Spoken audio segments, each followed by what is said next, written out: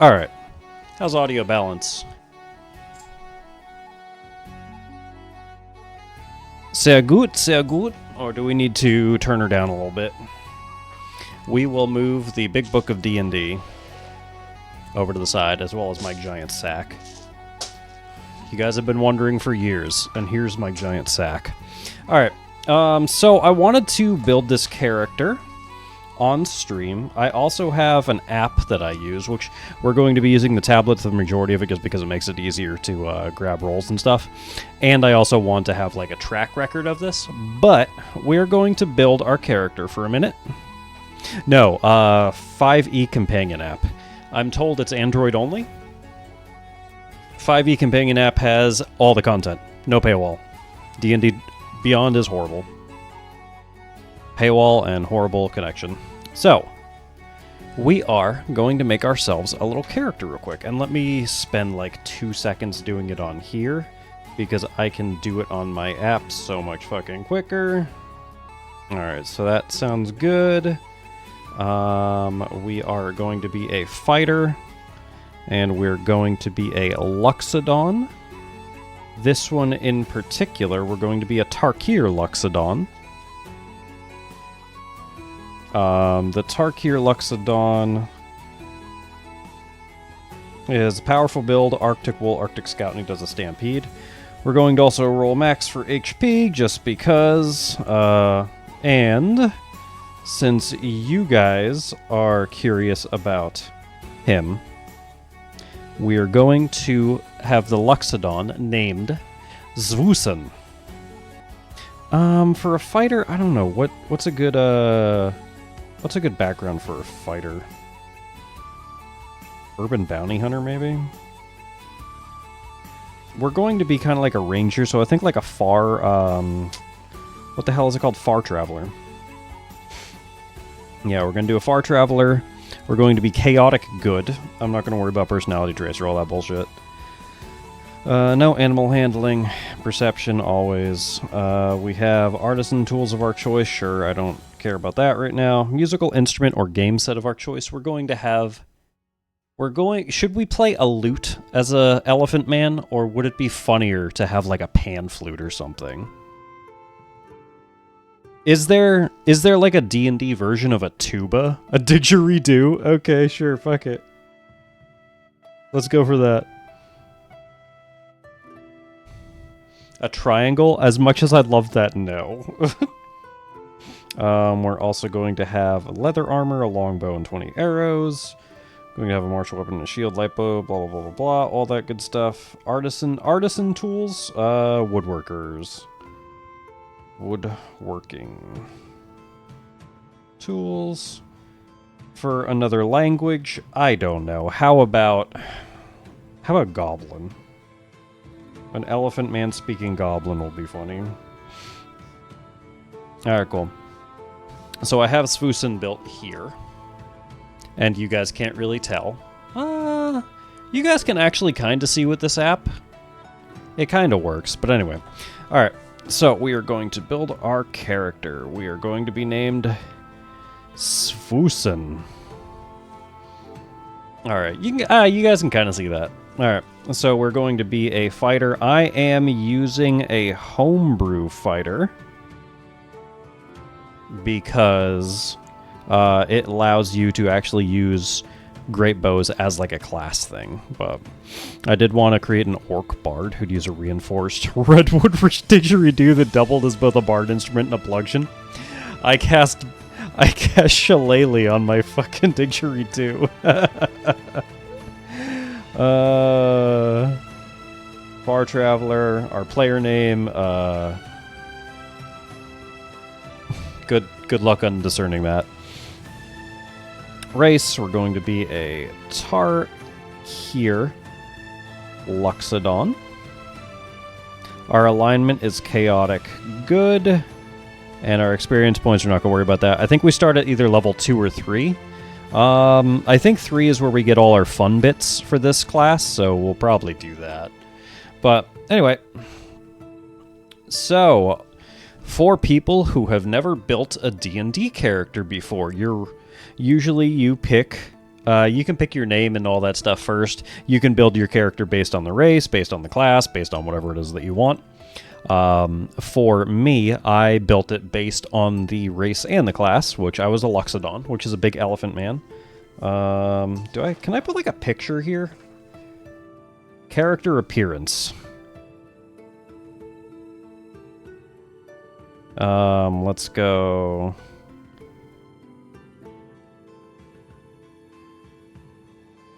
And we're gonna do trunk.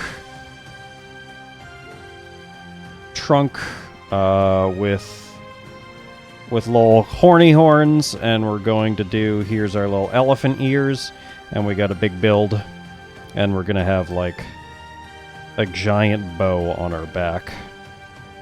There you go. So that is that's Vusen. He got a few hairs coming out of there. Sure, why not? That's our boy. There we go. Is Vusen everything you ever wanted? Is this everything you ever expected? And of course he has like a little mouth here. Okay, that's our boy. We're not going to worry about literally any of the rest of the stuff right now. He's not going to be a spellcaster. Expected an eye scar? Okay, we'll do an eye scar. There you go. He has an eye scar. Such a hunk of beef. No, whatever the meat that an elephant is, he's not a minotaur. Okay, so anyway, let us go with all this stuff. So we have our fighter, which I guess we'll leave that there so you guys can see Vusen the whole time. He's the essence of beauty. He really is. He really is, honestly.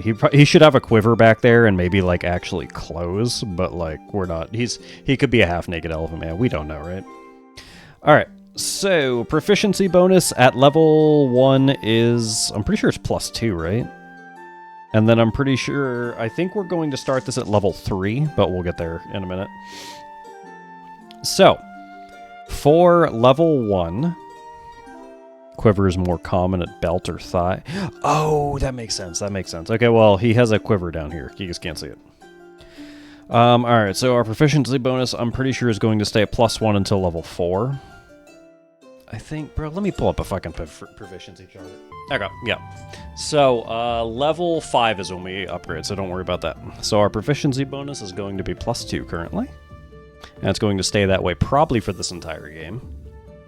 And proficiency bonus, for anyone who hasn't played D&D, is if you are proficient in a skill, or a weapon, or what have you, you add that.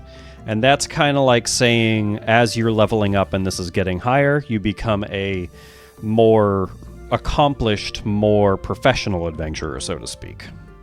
So with our stats, because I already rolled them, we got ourselves a 17, a 13, I saw the speed for a second. I'm like 25 for con.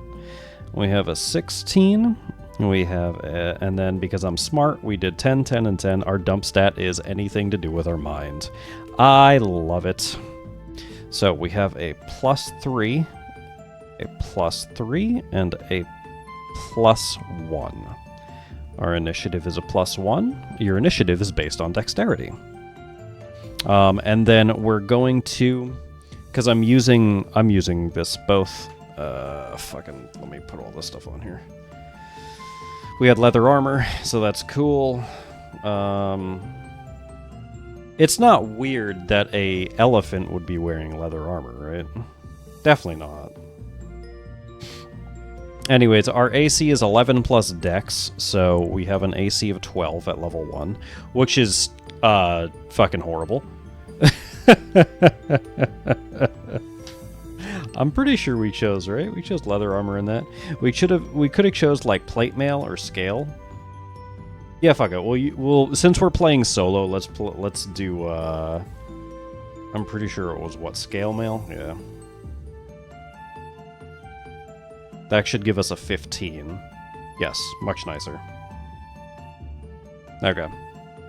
So we have a 15 for our armor class. Oh, inspiration, I scribbled out on. That's initiative. Our speed is 25. That is how fast we can move if we were using grid-based movement, which I think these has maps later on, so we will.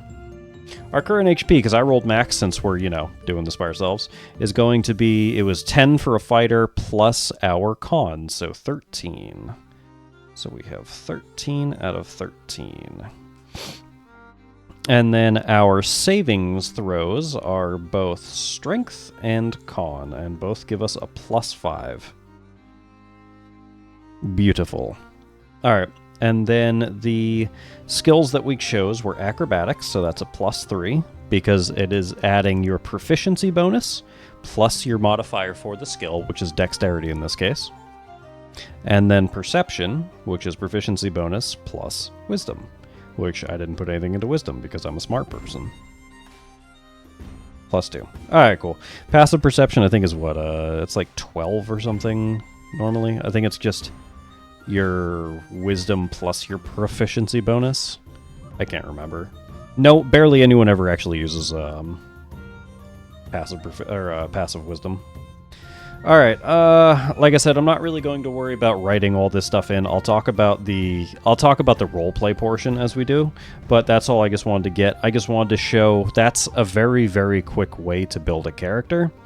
You get your class, you get your race, or I think in 2024 5e, I think it's called lineage, right? They got away from like the actual race name. Anyway. And then you roll your stats. You can either do, rolling 3d6 and then roll 3d6 for each stat and then remove the lowest one, or you can do a point buy system. And then we put you choose what your skills are. Your savings throw is based on your class, and then you roll your HP. Your armor class is based off of dexterity plus any armor that you wear. Your initiative is, I think it's just your dex bonus, which is +1 for me. And then speed is based on your race. So that is ultra quick breakdown. We'll leave Svusen here because everyone has to know who Svusen is. And we will get all this behind because I'm using an app for the rest of it. Let's get into it. So, let me grab in my sack a d20, a d8, a d6. What else do we got? d10, d10, or well, d100 technically. And then where's my d4? d4, 2, 4, 6. I'm missing one. d10, d100, d4, d20, d6, d8. What am I missing? I'm missing one. Oh, D12. D12. Okay, cool. All right, cool. And then we shouldn't need my sack for the rest of this. So, let us get into it. This is a... Bro, how do I not have enough table space? This is a solo 5e adventure called The Death Knight Squire. The Death Knight's Squire. We'll put our dice up there. So it's a 5e solo game book. You can get it on DM's Guild and also on DriveThruRPG. That's where I got it. So why don't we do ourselves a little intro? Probably going to be doing more of this over here. So we'll do that. This is very ramshackle, as you guys know. So it's a 5e solo gamebook for D&D 5th edition. You can probably play it with either the 2014 or the 2024 version. I don't think it personally matters, but we'll see. So, introduction. This is a different kind of module. It is a solo adventure designed for use with the 5th edition of D&D. It is designed for a player who cannot find a group with a dungeon master but is dying to play nonetheless, or doesn't want to play with people. Given the current resurgence of the game, there are quite a few of these players looking around who, due to geography or poor luck, are unable to indulge their newfound passion. This game is written for them and for those who would like a little more adventure in between their regular sessions. A handful of solo adventures were released for the first and second edition of the game, such as Lanthan's Gold, Riggs of Costa, Ghost of Lion Castle, and a few others. The original red basic box set also included a solo adventure, which I, and I'm sure many others, have fond memories playing through. I personally have not seen many solo adventures for 5e apart from a few floating around. So that is this author's way of saying, hey, I made it for y'all. So we have an adventure booklet, which is this guy, and then we have our map booklet, which is all of these pages back here. Which, actually, we might just grab those in a minute. And then submap 1, I'm pretty sure that also links to fucking... Okay, all this stuff. All this stuff. Jesus. Alright, cool. Alright, you'll need to print the map booklet, and we can grab all those real quick. Tile page 11... Map booklets. Alright, we will keep these guys out separate. Boop. Alright. You need to print them, or if you should, try to print them. If not, whatever. Tokens. Find something to function as a PC. So I have a little Yeti Mini that I got, like, I don't know, 10 years ago, and I've never used, so we're going to use that. And then some monster tokens, which I can just use dice for. Easiest way. Standard actions. On a tile page, you can move, search for traps, investigate, heal. You don't you don't need to wait to be directed so, or any another given options. Standard movement applies regarding movement only apply to combat in this adventure. During combat, you can move according to your speed. Otherwise, follow directions given on a tile page. Unless otherwise stated, all enemies will come at you via the shortest route and attack. Alright. Moving between maps at the edge of each tile. There you go. Grasslands, or number 11 in that case. You can move. When you reach the edge of tile, you can move on to the next one. D100 roll chances. That's what we're going to use our D10 and our D10 for. And that essentially makes a D100. So that's a 23. It is tilted thus because there is a chance nothing will happen. If something does happen, it is not simply... it'll not simply be random encounters. The encounter will be pertinent to the adventure. Okay. Green dots and other items on the page. Occasionally you'll see an item on a page, like an archway. Or green dots, as we see both right there. And you may move to investigate those. Instructions will be given at the tile page. Other times, you may see a translucent green dot. They will contain encounters, both good and bad. So I'm assuming, like, quote-unquote random encounters, even though they just said there wasn't any random encounters. Combat. Combat's run as if it was a normal game, but you play both DM and player. You'll need to roll dice savings throws and all appropriates for yourself and any monsters. When monster special attacks come into play, they'll be included in the narrative text. Cool. There's also a house rule for death saves. There are no death saves in this venture, unfortunately. If you're playing with a friend, you should double monster numbers. Then death saves are allowed, as that extra character can cover you. If you die, you'll just have to roll up a new PC and try again. Oh boy. Spellcasting. I've given options throughout the adventure for casting spells, like if you have detect magic, blah blah blah blah blah. Feel free to use spells. I am not a caster. I'm not a filthy caster. Resting and healing. Opportunities will be given to rest on certain tile pages. Alright. Skills, skill checks will be asked when appropriate. Dark vision. If you're playing a character without dark vision, you will need torches. Let's say you buy those in Oral Bar, your first port of call. However, when you're in combat in dark places, you will not be able to wield a two-handed weapon or a shield and a weapon simultaneously. You will not be able to use two-handed fighting unless the space is illuminated in some way. Good thing we are technically a two-handed fighter because of a bow. Advantage. Be honest with yourself when rewarding advantage. Okay. Honesty and fairness. In order to give yourself a great adventure, the author assumes you will play honestly and fairly. I'm going to attempt to.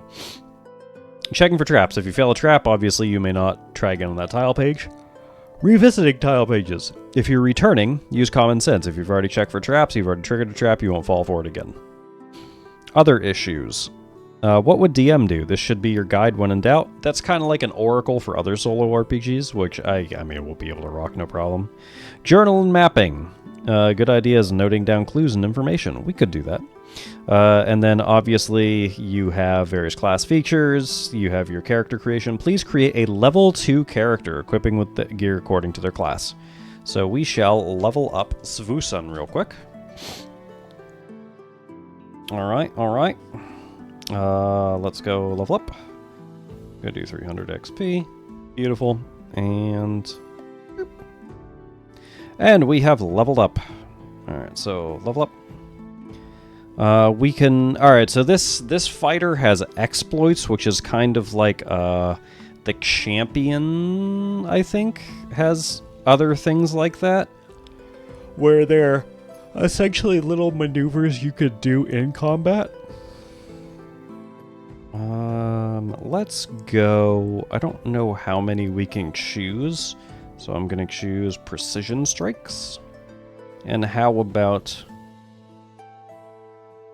I don't know, what the hell else can we do? Imposing presence. Sure, why not? Alright, so we gain exploit dice. Okay, blah, blah, blah, blah, blah. We'll get to that whenever we do it in combat. Alright. So we are a level 2 Loxodon fighter. And here we go. Here is our adventure starting. There was a lot of setup because, you know, gotta explain what's going on. The character creation was also not very clear, so apologies on that. Anyway, backstory. Arrival in Oralbar. It is the year 1349 DR in the mouth of deep winter. You have been on the road for nearly 2 months now, and snow hangs thick on the trees as you make your way towards the town of Oralbar at the foot of the Grey Peak Mountains. Alright. The Grey Peaks are known throughout Faerun for their silver and iron mines, but it's a different type of metal that brought you here. Gold. While you were in Neverwinter, you overheard rumors of a large hoard of treasures within an abandoned Goblin Keep. Even tavern rumors proved to be fruitless, and having been without a purpose for some months, you departed immediately for the Grey Vale. When you reach Oralbar, the air is brisk and town is busy. Carts carry all manner of goods: timber, wood bales, grains, animals from the surrounding country. Some of these goods would be bound for Waterdeep or Neverwinter, others for the nearby city of Loudwater. Hungry and thirsty after many days on the road, you enter the first tavern you see, the Woodsman Retreat, and satisfy your cravings. Bread, cheese, and a hot mulled wine do the trick nicely. You then inquire about from the barkeep about accommodation. Your bones ache, and rest is essential. The mountains can wait 1 or 2 days while you rest and replenish your supplies. The barkeep tells you a very respectable inn. The Silver Flask is just nearby. Toting your backpack, you walk down to the street to the Silver Flask, pay for a room. God, this has ruined my throat. The innkeep is a jolly woman who is glad to have your business, and she lights a cozy fire in your room. You bathe and lie down to rest, and soon fall into a deep sleep. It's been a while since you have traveled hard, and Self has had clean sheets and a roof overhead.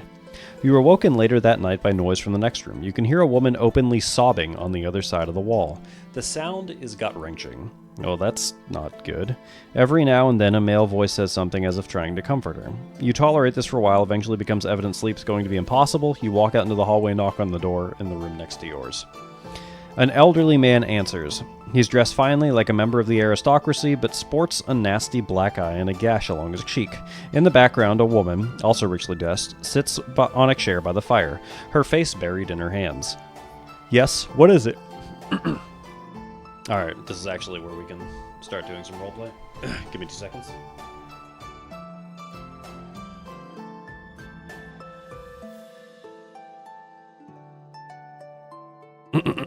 Okay.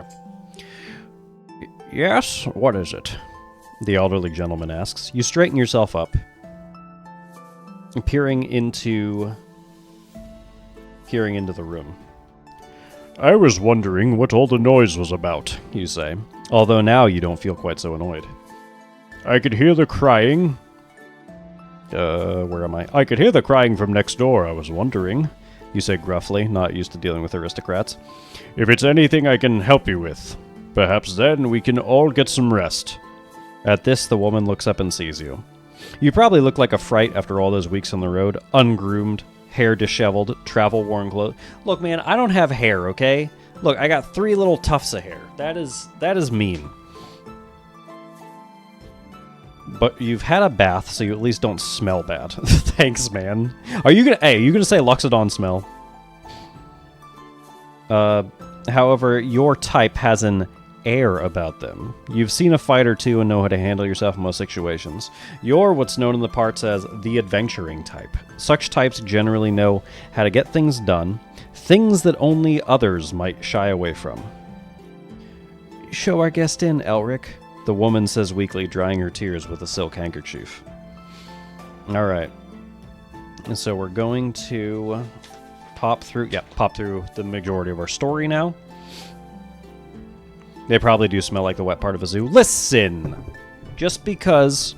Look, you guys better not be hating on Loxodons, okay? Alright, the mysterious night. Ooh. You are shown to a chair. For some reason, this old couple, who introduces themselves as Lord and Lady Brumont, welcome your presence, if only as a distraction from the grief they were consumed. "We arrived here last night," Lady Brumont began. "Elric's so busy these days, so we thought we could bring ourselves out to Orbar for a little holiday. Our son, he's so fond of the mountains, loves all the stories. Well, he's our grandson, really, the son of our daughter who died some years ago. He is all well we have left of her. We call him our son." Lady Brumont begins sobbing once more. Elric Brumont picks up the thread. "Long story short, my friend, we were accosted on the highway. We were passing along a lonely stretch of road when he appeared from nowhere. A knight, a towering brute of a man, all clad in armor." Lord Elric points to his face. "Did this to me. Knocked me out on my face, knocked me out cold. Then he grabbed a boy, threw him on a horse, and bolted without a word." You say, mulling this over.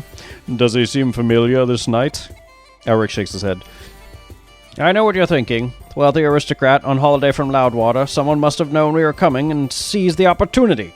It's true. I am what you would call a public figure. It is well known in Loudwater, at least. But I'm a wealthy man. But no, this knight was something else. He didn't see his face. He was hidden by a great metal visor. A towering warrior he was. A hulk of a man." Lady Brumont speaks again. "And he kidnapped our poor little Derek. Abducted him. Just ripped him right out of our grasp." What did you do then, you ask? "We came straight to Oralbar. We went to the captain of the guard, but he... A thoroughly incompetent fool," Lord Brumont growls. "Said this knight was a ghost, that he'd chosen Derek as a squire, and that there's nothing you could do about it. Said Derek wasn't the first, called him the Death Knight. Can you imagine what a comfort that was to us? I mean, you have to level to 65 to become a Death Knight in WoW. Or that's how it used to be. They say the knight lives in the woods nearby," Lady Brumont says airily, as if in a waking dream. "Weathercott Wood, is it, dear?" The old man grits his teeth, staring into the fire, and punches his palm. "Ghost my ass!" he snarls through gritted teeth. "That knight looked well enough to me. He's a lunatic, nothing more. A lunatic who captures young boys, and when I find that blackguard by the gods, he will pay." You can't help thinking that Lord Brumont's blood pressure is rising. You don't doubt his resolve, but he looks as though his days of conquest are well behind him. You feel for this old couple. While not usually associating with the wealthy, you do know that you have something to offer them, and you've never been one to shy away from a good adventure, especially when the chance of a reward is on the table. "I can find your boy," you hear yourself saying. The woman looks up, and a new hope begins to shine from her eyes. I don't know why it wasn't Revenge of the Sith. No, 3 is worse. Anyway. "Oh, gods. We'll give you anything. Anything." The old man's a little more practical.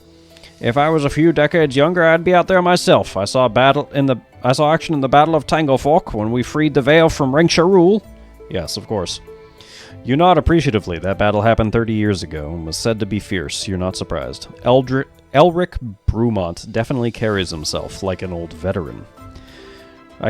I can't put my sword forward anymore, but I can offer you, my friend, 2,000 gold pieces to be exact. Oh my god, dude. Bro, with that, we can fucking... Bro, we can move to a nice little spot in Neverwinter and have some tabaxi maids for the rest of our days. 2,000 gold is chunky, buddy.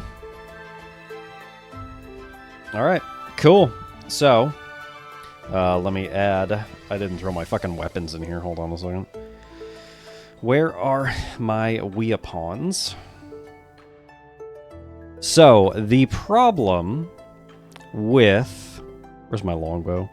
The problem with trying to have a great bow user, which is kind of like the whole thing for what we're doing, is... I can use strength instead of dex, and for attack rolls, when you do so, gain one... Okay, cool.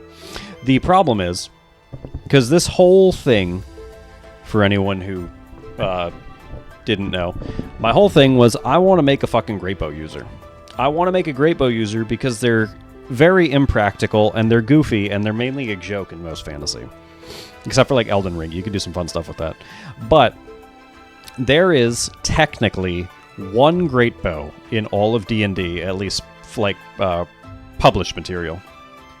It's in water. I think it's in the Waterdeep Heist adventure or whatnot. You gotta have 18 strength, and 18 strength to wield it, and you still have to use your dex, which is weird. It's a very mad-heavy bow, but that's the only one. So we're just going to reskin our longbow as a great bow. And we're going... Because you gotta think about this. A Loxodon is like, what, 7-8 feet tall? It's a big fucking elephant, man. You give me, like, a short bow, he's just gonna, like, break it. Even you give him a longbow, like, he's still probably gonna only have to grab it with one finger and, you know, break. So, we are... Now that we have, like, the backstory and everything, I'll paint you a picture. Oh, right. Svusun is a woolly mammoth. So, actually, he has, he actually has wool. Because I chose a Tarkier Loxodon, and apparently those are... They have fur, so Arctic is all good. So, there we go. So, that is our fur. That is our, that is our woolly mammoth. His great bow is just a ballista, so it's not actually like... It's not what you're thinking of that, because I think of like a hand ballista from like Elden Ring or like Night Rain. It's just a giant fucking bow that has an incredibly high test. So it's probably going to be like a 200-pound test or some crazy shit like that. And I'm going to assume the bow is roughly 5-ish, 6-ish feet long, so it's a big beast. So that is... We painted the picture. We have Svusun here. He's going to be our great bow user. We're using an alternative fighter from a creator called Laser Llama. They're very fun, and they allow me to actually use my... it has a fighting style called Strongbow, where I can use my strength instead of dex to fight. And that's like the whole, you know, the great bow thing. So, we're there. Entries. The adventure begins. For anyone who has not played a solo adventure in the style of D&D, or... it's over there. I don't want to go grab it. We also did one with Call of Cthulhu. It's essentially like a choose-your-own-adventure. So, we got that. And this will be Svusun as our mini for the time being. He is woolly. He's a Sasquatch, but he is woolly. So, there you go. If I could, I would have thought about it. I would have made him in Hero Forge, but we'll do that later. So, the adventure begins! At dawn the next day, following the few scraps of information you have, you saddle your horse and ride to the outskirts of town. That's gonna be a big fucking horse. The Cthulhu one... Yeah, that was pretty fun. We might do it again. There are more. I'll eventually grab them.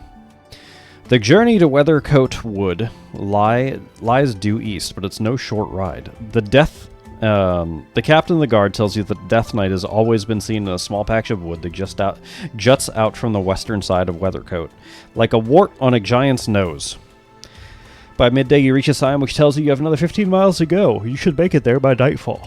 Not far past the sign, is a small inn and tavern. An old man sits in a chair in the afternoon sun and raises a tankard of ale as you pass. Tavern. Okay, sure, man. Give me 2 seconds. I don't know why I didn't do this beforehand. There we go. Okay, now that'll actually show me things. All right, cool. Last drink for many miles, the old man calls to you. Come sit, I'll buy you an ale. All right, cool. Do you accept the old man's invitation?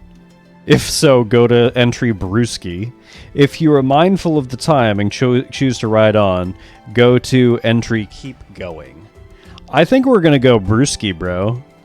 I think we're going to go Brewski, and we're going to go take a look at sitting with this old man and drinking. Which I'm sipping a little bit of water too. So yeah, where is Brewski? Normally in the Call of Cthulhu one they were all numbered, but it seems like this one uses keywords. So where is our Brewski? All right. You tie your horse up to the tavern's porch and join the old man, who directs a young boy to bring you a frothing tankard of ale. The boy also brings you a bowl of stew. What brings you out this way?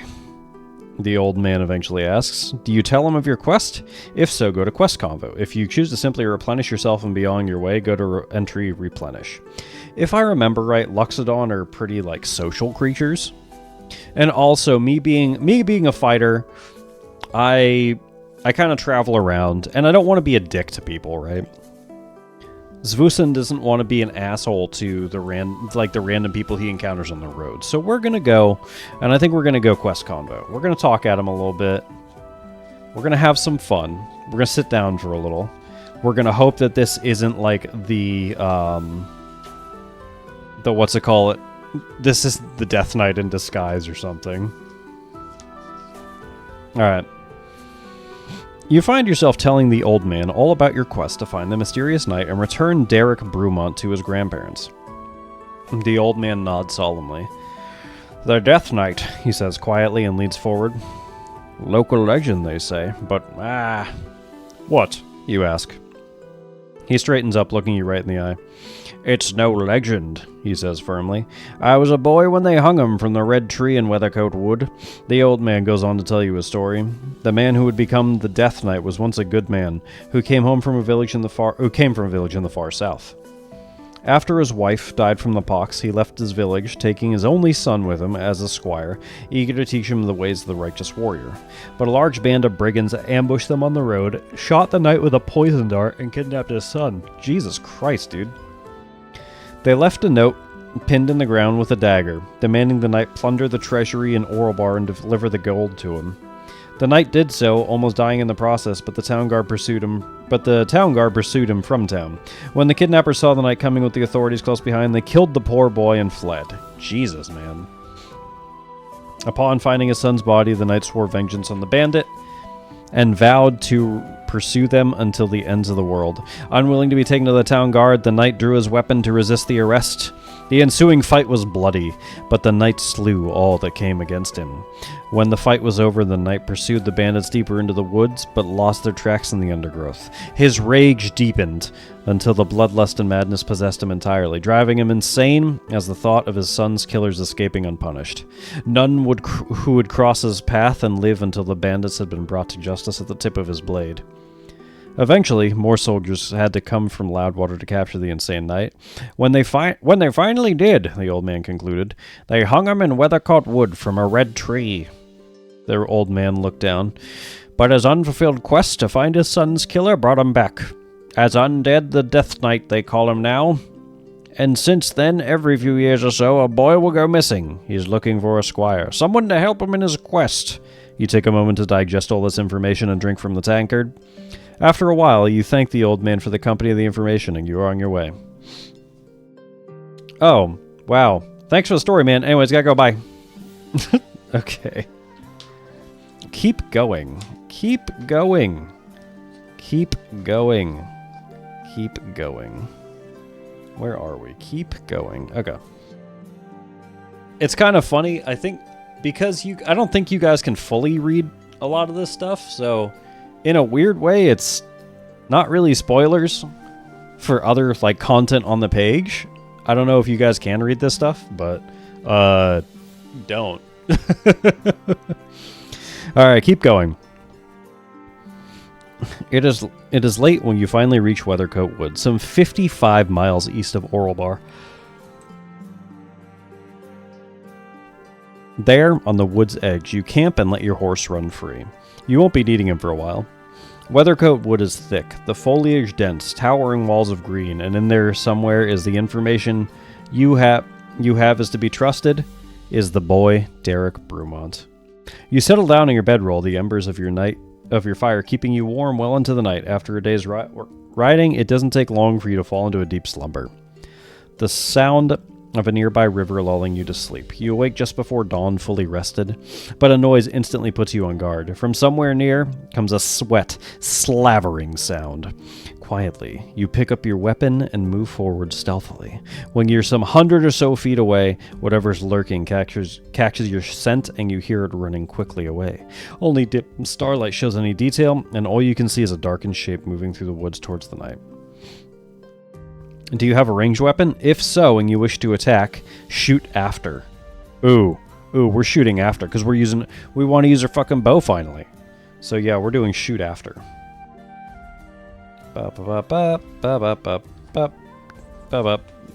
Shoot after. Shoot. Shoot after. Your target's 100 feet away. You lift your weapon, taking a quick assessment of your condition. Alright, let's go. So we have a +3 and 2. We have a +5 to hit. Alright. So, Svusen, he gets up as he kind of sees like the darkness shuffling off and away. God damn it, stop ruining this. Also, give me this for a second.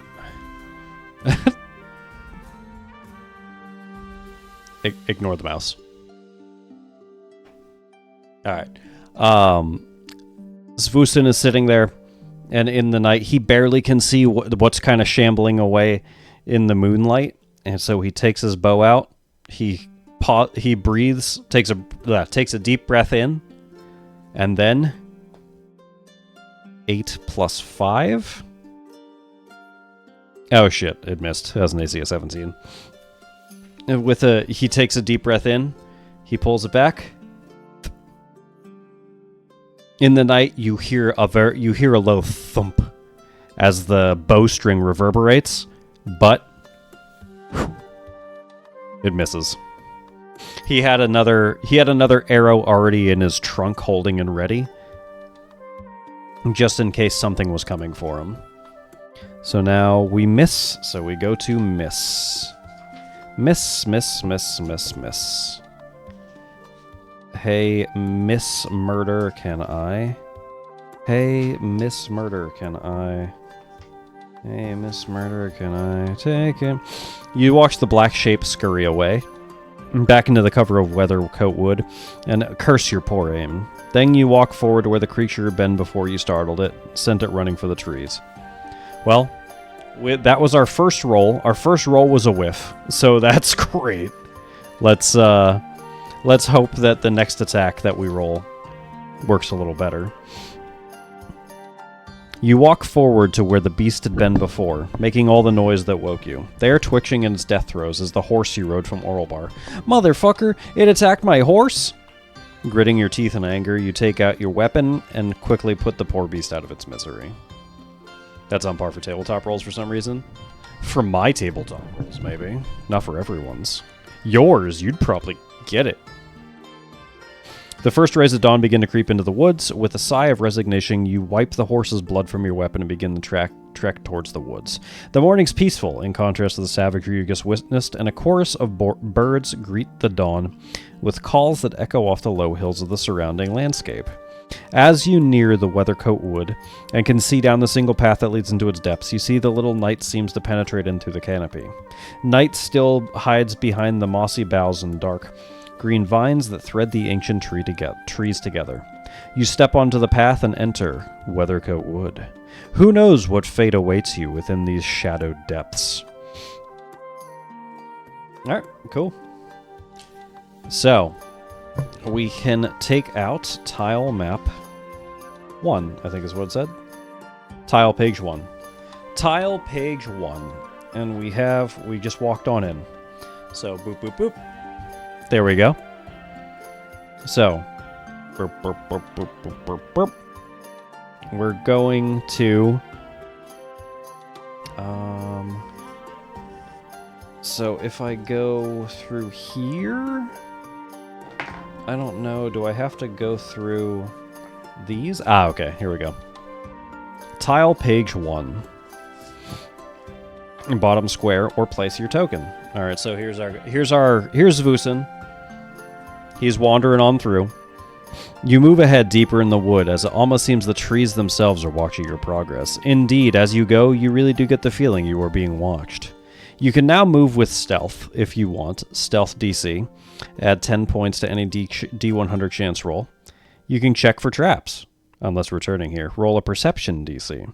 If successful, go to the check success. If you fail, go to trap fail. When you're ready, move your token through the map into the direction you desire. When you reach an adjoining square in the green translucent dot, you may When you reach a square adjoining the green translucent dot, go to quiet entryway. When you finish all encounters, you may move to the edge of the map and onto the adjoining tiles. Okay. So, boop, boop, boop. We're going to check for traps. A tall elephant man probably wouldn't have the best stealth. No, but he would be pretty perceptive, I think. Maybe. Maybe not. If some jackass actually chose perception. Oh, I did. Okay. So it is a DC 12. That's a 3. Alright. So 3 plus 2, 5. Well, check failed. Cool. Trap fail. That's where we're going to. Alright, alright. Are we going to take a fucking spear to our, like, fucking limbs already? Where is trap failed? Trap failed. Trap failed. You search around, unable to find anything resembling a trap. Okay, cool. Alright, so he gets up there and he thinks he checks real quick. And that's all he says. Because he's an adventurer. He knows now you probably shouldn't be talking to yourself in the middle of the woods. Alright, I don't think we're going to do a stealth check. Although, fuck it. I mean, why not? DC 12. I have nothing in stealth. Oh, I have a +1 in stealth. Of course, a fucking dirty 20. Okay. Cool.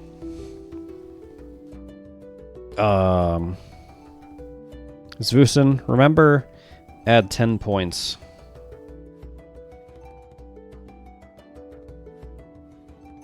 To a D100. What up, Robin Riggs? How you doing? A gentleman's 10, pretty much. So, Zvusen, he can't find the trap, but as stealthy as an elephant in the middle of the woods, he crouches down a little bit and starts sneaking through. So where are we going? So let's go, we can go tile map 2, tile map 3, or tile map 5. So left, right, or forward. I'll let y'all choose. He's sitting there crouched low. I don't know what, like, a 7-foot tall thing crouched low would be, so like 5 feet? The normal size of a human?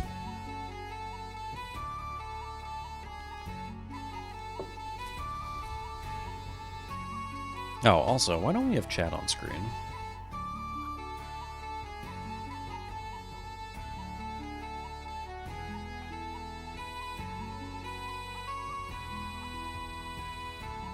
Okay, well, there goes chat, which you guys will just fill back up again, that's fine.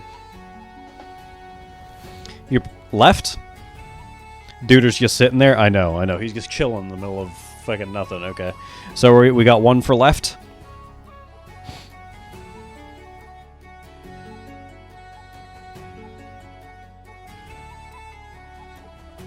Joining the translucent dot, go to the entry quiet entry, which I'm pretty sure I already did the stealth one, but why not? Let's see. OPQ. Quiet entry. You pause for a second thinking you heard something, but no, it was some bird flapping out of the cover. You watch it rise into the canopy and then look around for the 3 paths. Okay, gotcha. Alright, we're gonna go left. We're gonna go number 3.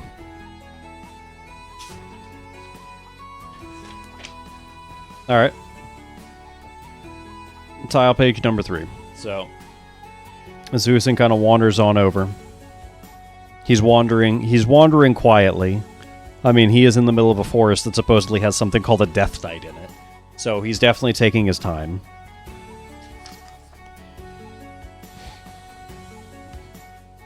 Alright. Tile map 3. The track leads deeper into the wood, and the light fades. Ancient trees line each side of the path, and you can't help but thinking this wood is an excellent place to hide out. Then again, ahead of you, you see something strange. It appears to be a low stone building at the corner of the track where it turns north. Tucked in amongst the trees, it is made solidly of green stone, fronted by 2 large stone doors. You move forward warily. Okay, so Zeusin is slowly moving forward. Okay, we have many options here. So if we want to move with stealth, we can do a stealth check. Checking for traps, we can check for traps. When you're ready, move your token through the map in the direction you desire. To investigate the low stone building, go to entry doors. If you'd rather keep going, your character continues around the bend and north. When you reach a square joining the green marker, go to round the twist.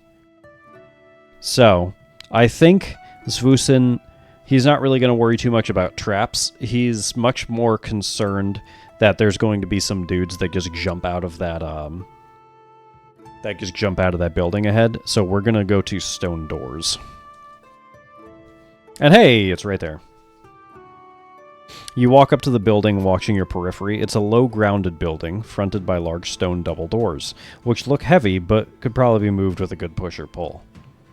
These solo runs always hide some shit. We'll do traps later. A metal ring sits halfway up the inner edge of the right-hand door, surrounded by ornate designs. You look closer. It's a mosaic of sun designs. Ooh, isn't that fancy?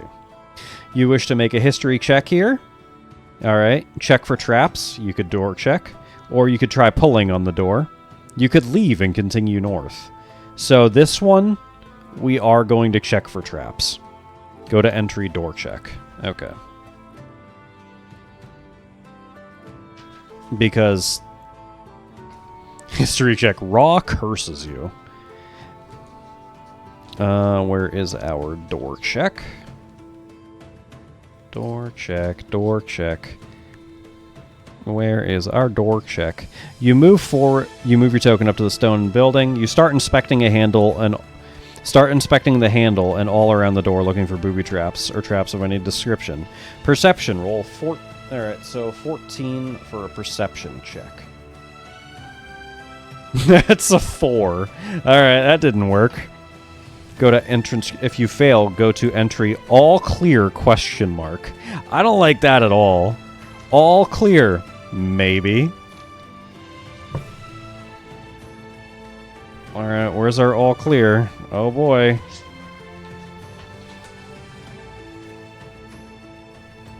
I need a bigger table to do this next time. You guys buy me a bigger table next time. All clear? Question mark.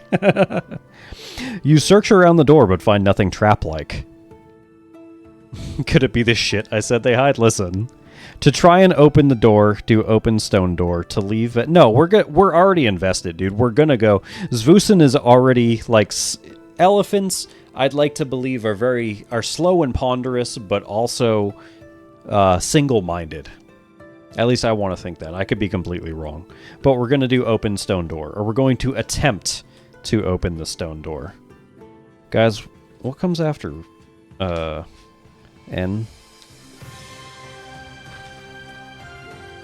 Oh. Okay. Open stone door. You grasp the metal ring and pull towards. As you do, you hear an audible click and then a sound. Go to entry. Triggered. Oh boy. Our first trap. Your mental stats are your dump stat. He's not super thoughtful on changing his mind. Exactly. They prefer the term determined over single-minded. I love it. I love it. Oh god, where's Triggered? Oh god. And not some horrible fucking internet joke. Where is... Triggered, you hear a click. Roll a d20 plus 8. If the roll is higher than your AC, go to dart hit. d20 plus 8? Come on, man. Come on, man. 14, fucking 22. Oh no, I definitely got hit. That's for damn sure. I have a 15 for my AC. Absolutely not. Okay. Triggered, you've been poisoned. Hopefully not. Triggered, I've been shot in the fucking chest. Dart hit.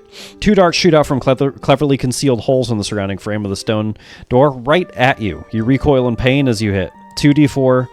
Roll 2d4 and deduct the total from your health. Okay.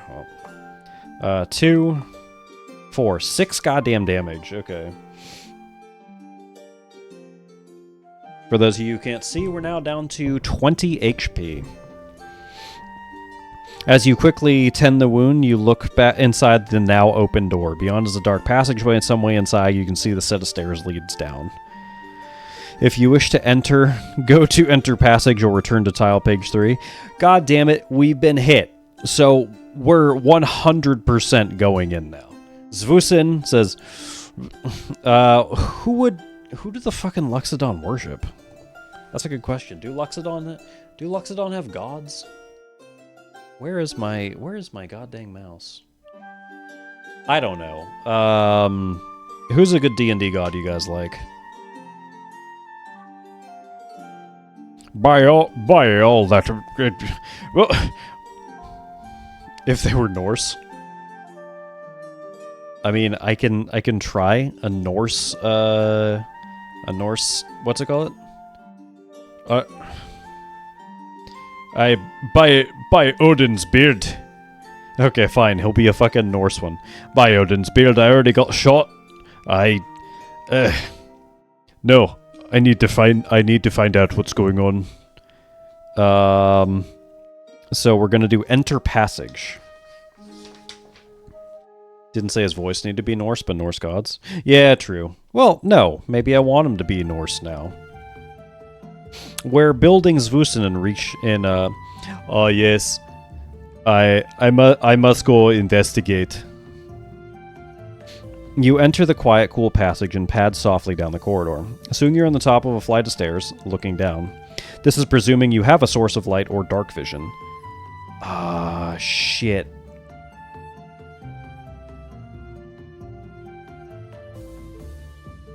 Okay, so Luxodon are like one of the... I think is the very first race I've ever played that doesn't have dark vision. So I'm just going to make the executive decision that we did bring a torch when we suited up in Oral Board? Oral Bridge? Oral Board?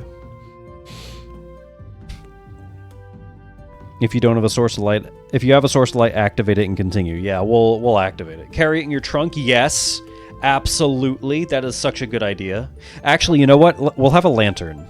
I think that's such a dope picture of like a big elephant man with a little lantern in his trunk. That's adorable.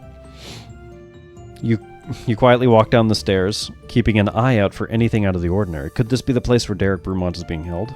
You hold your breath, fearful of making any sound to disturb this deathly still air. Slowly you descend to the bottom of the stairs, where a medium-sized chamber lies. You look around for clues as to what this place is used for. As you become accustomed to the light, or rather the lack of it, you notice that at the far end of the chamber is a large idol, made out of bronze by the looks of it. You know the god well. It is Amunator, the sun god, the god of law and justice worshipped throughout Faerun. You also notice cushions lying about the place. It appears this room was once a monastery of some sort, used by devotees of Amunator for meditation. Although what it's doing so far out in the wilderness is anyone's guess. Are you a paladin or a cleric? If so, you could pray to Amunator for inspiration. Well, we're not. To inspect it, inspect the altar. To have a general search around the room, go to Explore Room. I think we're going to do Explore Room.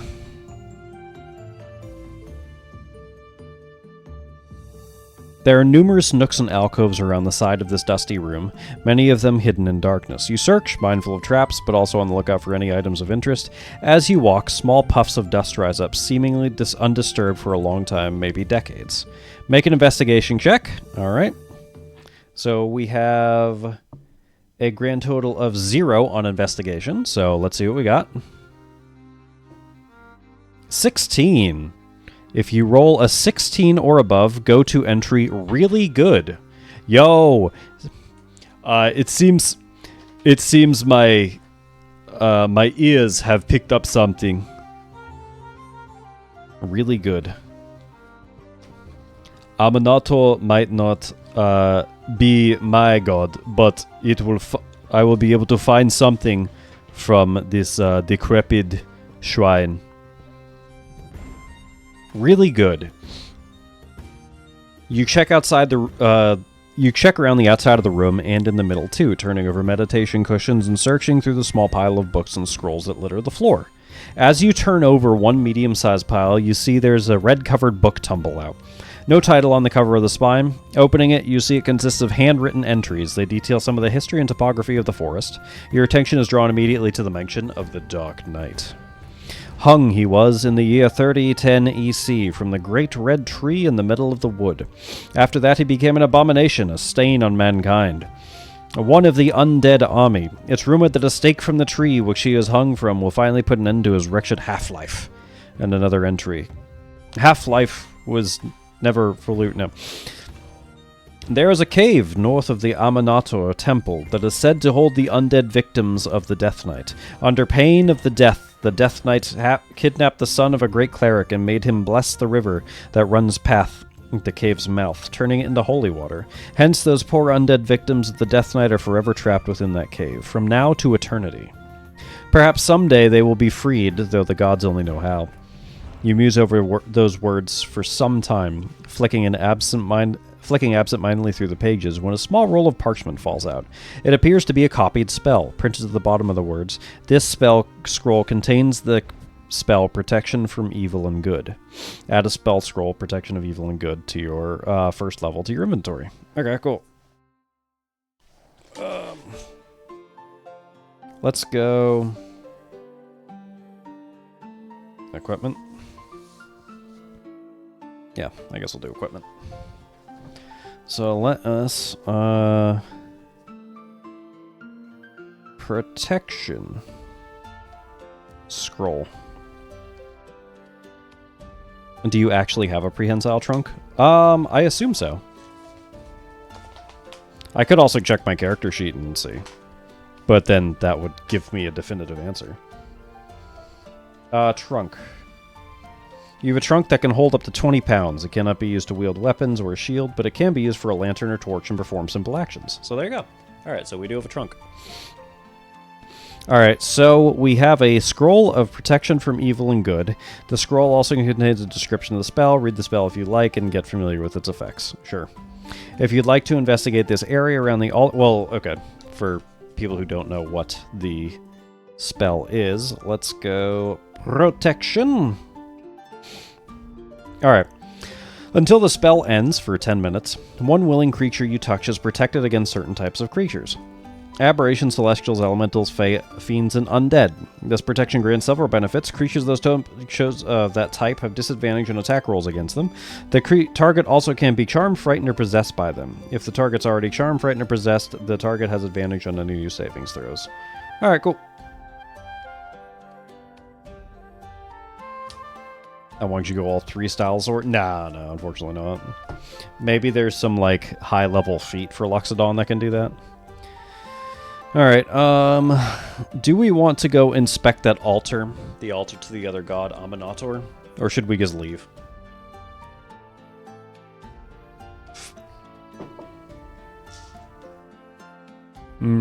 Yes, this will be a great boon. Hopefully...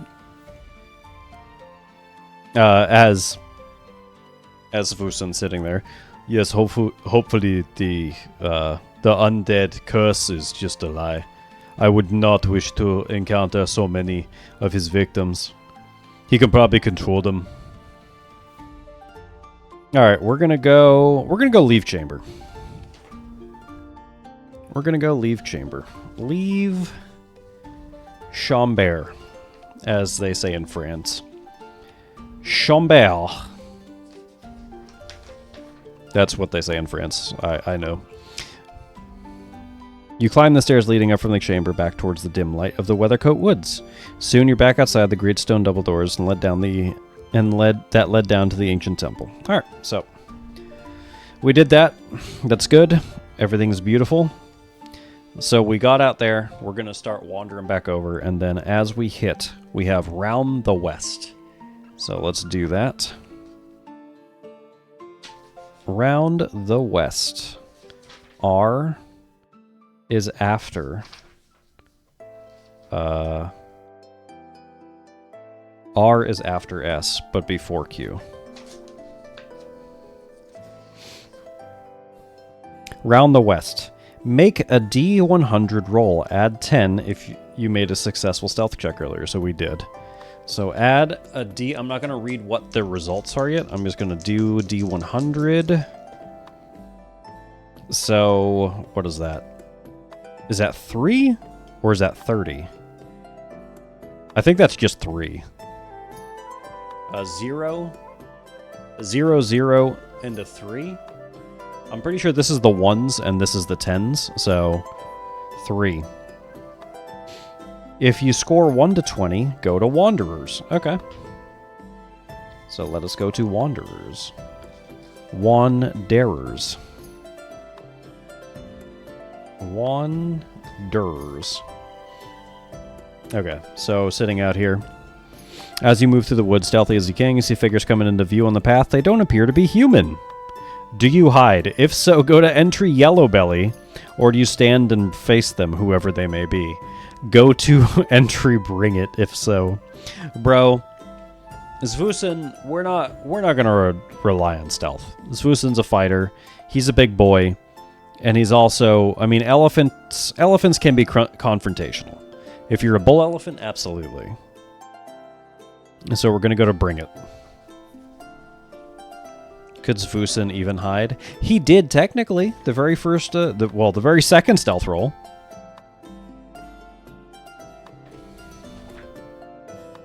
All right, Bring It. Oh, I'm ready for it. Come on, bring it. Oh, I'm ready for it. Come on, bring it. Great song. You bravely stand your ground and place a hand on your weapon, fixing the new arrivals' steely gaze. You can soon make out what they are.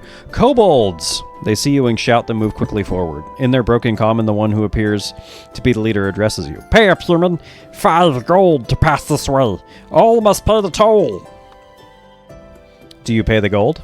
If so, go to entry Pay Toll. If not, go to entry Toll Be Damned. So Loxodon can live for 450 years, roughly. I want to believe that Svusen's probably a bit younger. I'm going to say somewhere in the 150-ish range, 150-ish range. So Svusen is going to be a bit of a cocky bastard, I think. I initially wanted him to be like a ponderous, like, you know, explorer. But like someone said, we didn't put any of our stats into our head. So we're going to say Toll Be Damned. We might get ourselves a kobold girlfriend tonight.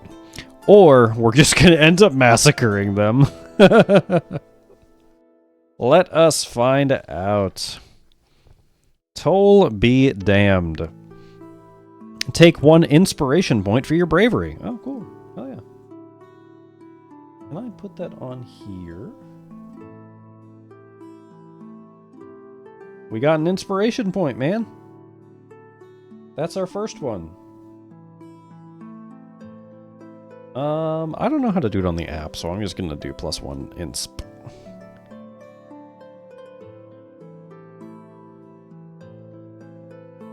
He thinks he's a sophisticated explorer, but he just aggressively challenging things and people. Yeah. Like, don't get me wrong. Like, I think he has a little bit of wisdom, right? Because, I mean, you don't get to be like 100+ years without knowing when to pick your battles. But also, Svusen is, he's brash. He's a bit headstrong. All right. Here's your toll, you snarl as you move forward, drawing your weapon. Go to entry Kobold. Kobold Batli. Whatever the hell that means. I think they meant to say Kobold Battle, but I could be wrong. Kobold Batli. Roll 1d8 and place 3 tokens on the map, that many squares from you to represent the kobolds. Okay, so we can do that over on this side for a second, just so I can read this. 1d8. 4. Okay, so 4 spaces away. Alright, cool. So boom, and then we'll use the d6. So they are like right at the edge there. Sorry I don't have better lighting. I'm literally using just like the overhead lamp. So alright. Actually, I'll just go like this. Maybe I do need to bring it that way. This is backlit. That's not. So we'll go like this. Zwusen, where are you going, brother? You gotta stay over here.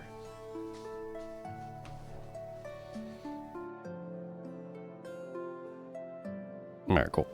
Boom. Alright, so we are fighting 3 kobolds, it looks like. Do I have some more d6s? I have an entire fucking bag in here. Alright. Boom, boom. Roll 1d8, place them on the map, represent the kobolds. There are 2 warriors and what looks like a fire-wielding mage. Attack them in what order you see fit. Roll initiative in what order you see fit. Roll initiative and do battle. For speed of play, it's recommended that you roll once for the kobold's initiative, d20 plus 2, and give them all their 3 attacks on turn. Okay, so our initiative is a +1. It's a fucking 9. Okay. And theirs is a 15. All 3 of them are going before me. Fuck. Okay. Let's see. They got a +4 on their dagger, bro. Alright, so first one's gonna run up, and he's gonna try and stab at me. Ah! That's a +4. That's a fucking a 19. Okay, well, at least it wasn't a 20.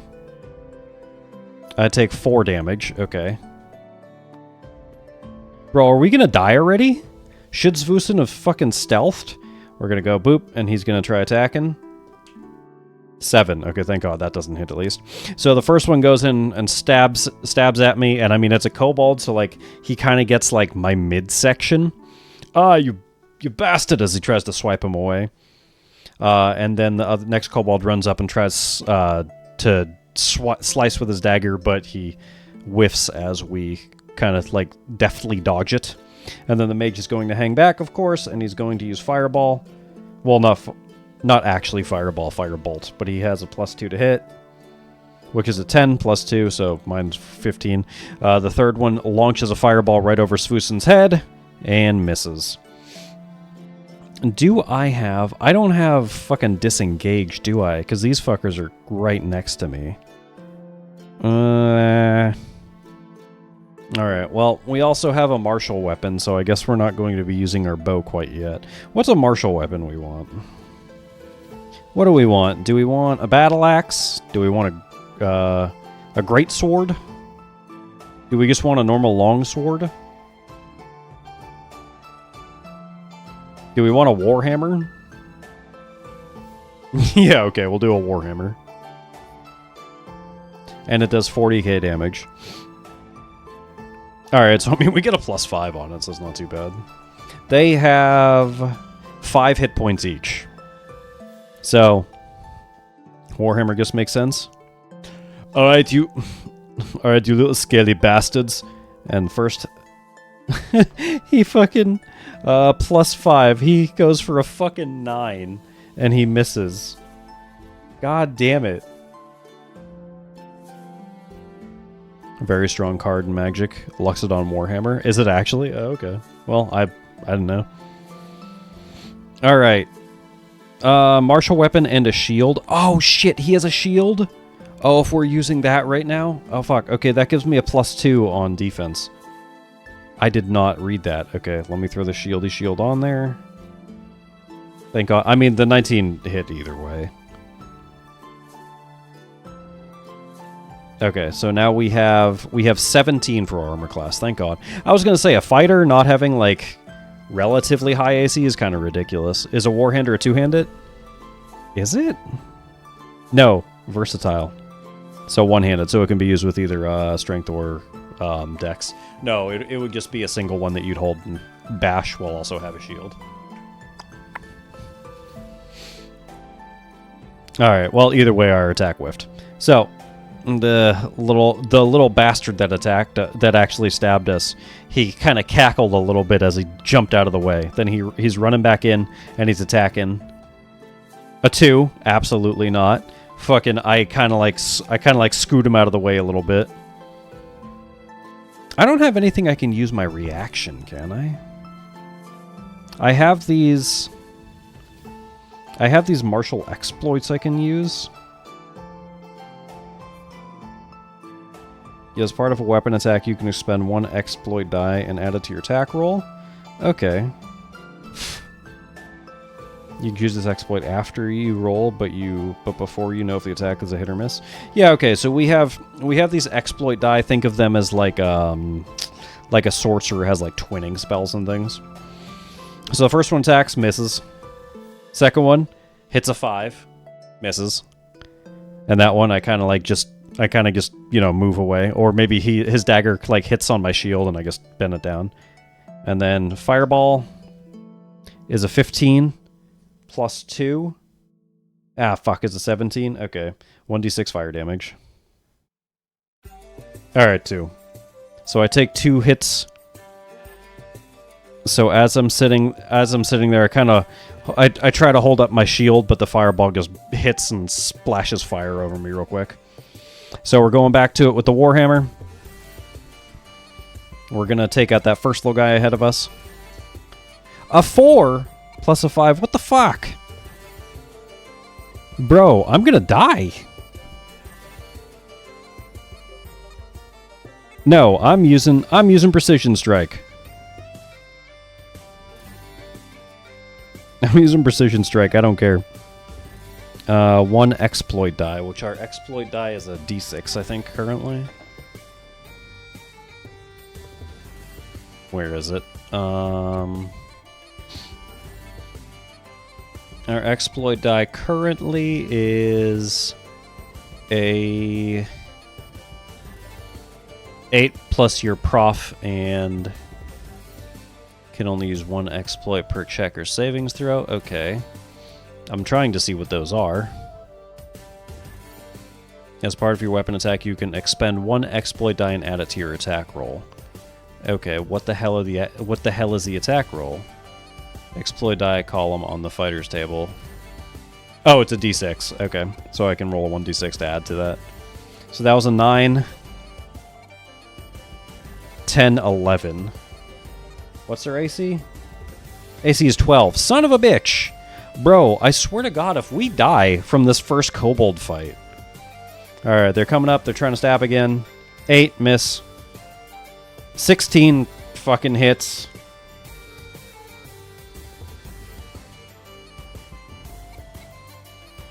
Quick save? Yes. 1 plus 2, so it's 3 damage.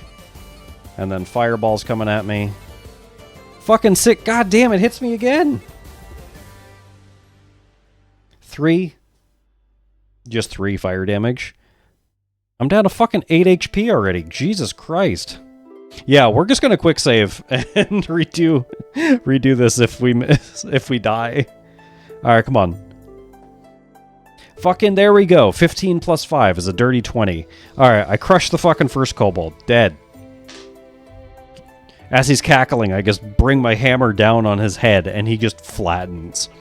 Alright, thank God. We're down to 2 now. Alright, so the first one's gonna try and strike. Fucking crit! God damn it! Fucking kobold gets 20.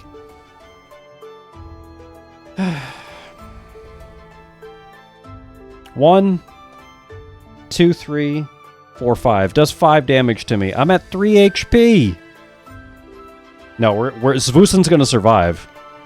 He does that crit, and Svusen roars. Well, I guess not really roars, like he blows his trunk, like the brrr. Fireball is a miss, thank God. Okay. He roars, he's fucking bloodied, he has stab wounds like right piercing through his armor. His wool is kind of singed off, but he's going to hit this time and he's going to go a fucking 5 plus 5 is 10. Oh, gonna use our last exploit dice. Okay, so that's both of our exploit die. 10. A 3. Okay, 13. Boom. Fucking crushes him. Boom. Gets him gone. And then here, fireball. A fucking 19. Bro, come on. One damage. 2 damage. Okay. Zvusin has 1 HP left. Do I have second wind yet? I do have second wind. Do I have... Alright, so I'm going to use second wind.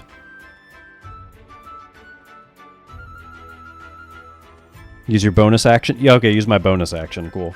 So, Zvusin's running up to this last kobold.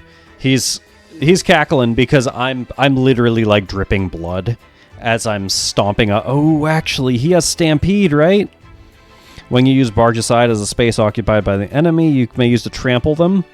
Make athletics or acrobatics check equal to DC 8, blah, blah, blah, blah. On a failed save, you may trample an enemy dealing 1d6 damage, knocking them prone. Okay, so we're going to try and trample. We're going to run right through him. We are going to run right through him and try and bash him to the ground and trample him. So let's do an athletics check. And it is 8 plus... they must make an athletics check. Okay, so... my athletics is +3, not too bad. Their strength is -2. So the DC is... where we got 8 plus my prof and strength. So 8 and 3 and 2, so 8 and 5. So it has to do a 13. So nat 1, fucking critical fail. So this little bitch trample dealing 1d6 bludgeoning damage. We're doing 2d6 bludgeoning damage, buddy. 3 and 1 is 4. Okay. So Zvusin, as he moves on through, tramples this little fucking kobold, steps right on him, crushes him underfoot. He has 1 HP left, and then he turns around, and with a grin as our bonus action, we're going to use second wind, and he's going to 1d10 plus 2. So he's going to kind of like shirk and stretch his shoulders and everything, and then 1d10. My bad. Not a 1d20. That would have been a lot of HP. So 9 plus 2, so he gains 11 HP. So we're back in the fight, baby. We're back at 12 HP. So he is not. So the kobold's knocked prone. So if I remember right, they have to use their movement to get back up. So if they're prone, I think they have to use their entire action, if I remember right. Right?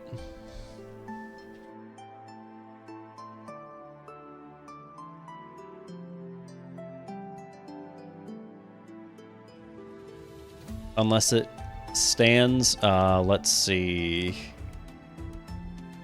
Prone. A creature's only movement's to crawl unless it stands. Has disadvantage on attack rolls. An attack roll against it has advantage if its user is within 5 feet. Okay, so it has disadvantage on attack rolls, so it will, I assume, get up.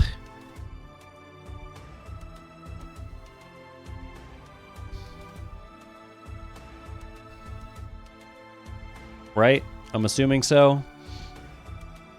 It's going to use its... I guess it's going to use its action to get up because, like, it was just trampled on. So he doesn't do anything this turn.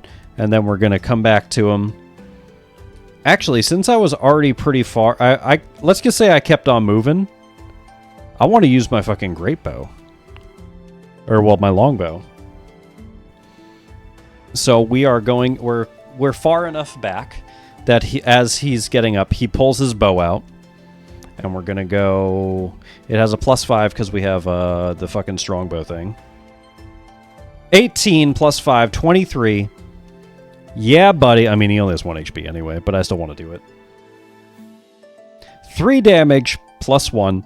So he pulls his bow back, and then again the forest hears a thump as the bolt just goes right through the kobold, just pierces through his whole stupid little scaly chest, and he just drops. So there we go. We have survived our first fight. Thank God. If you're defeated, go to entry oh well. If you're victorious, go to entry dead lizards. Alright, cool. That was scary. That was harrowing. We had to use all of our fucking tricks right from the get-go. Alright, what does dead lizards give us? Let's see. Dead lizards. Oh wait, we gain 75 XP. Hell yeah. So let's throw that on there.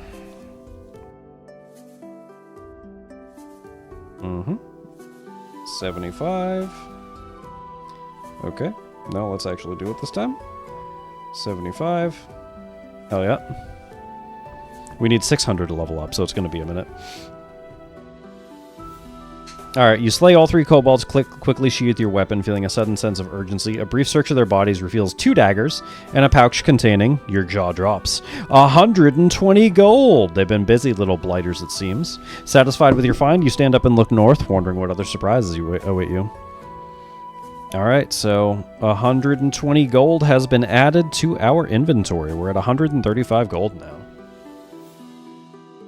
Alright, so we are an hour and a half through. We're going to continue with the, till the 2 hours like normal. How you guys feeling about solo D&D? I think it's pretty fun, honestly.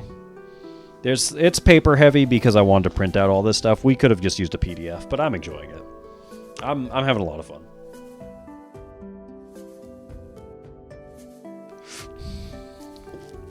We quite literally almost died our very first encounter. But that's fine. Zvusin has taken. So with all the bullshit that he went through, we're gonna go up and continue to tile page 4.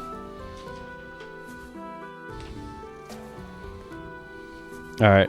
So it looks like tile page 4, continuing on through.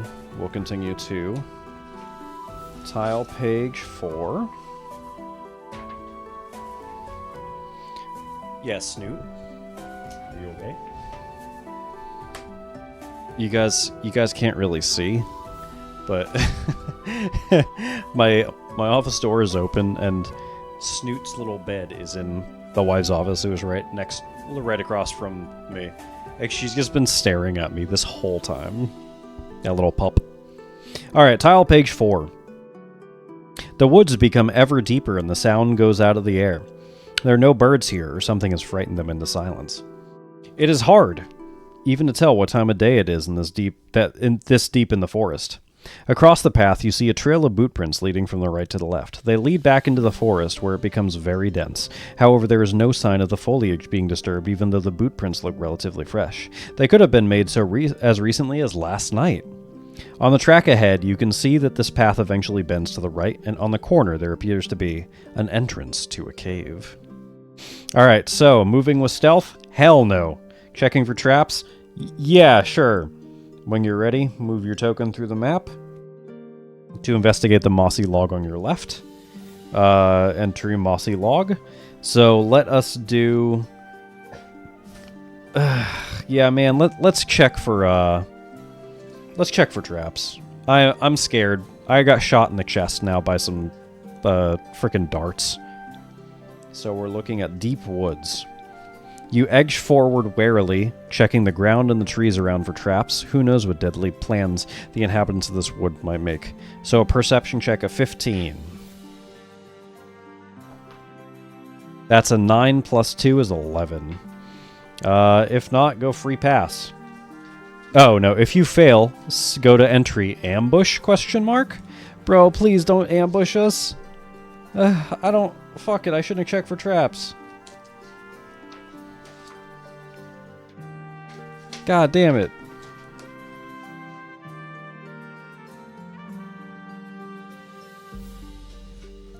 I'm never checking for traps again. And suddenly something gives way under your feet. You fall about 10 feet, landing heavily in a deep pit. It winds you, and you get to your feet shakily, cursing your carelessness. Take 1d6 fall damage. Fucking 6!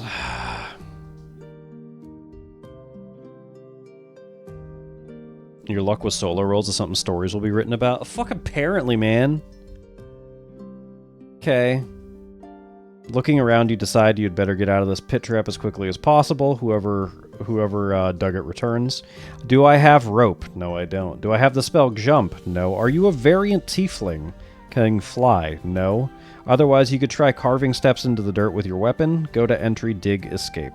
What does a Dungeoneering's pack have? Because I chose a Dungeoneering pack. Dungeoneer's pack? Please tell me that has rope.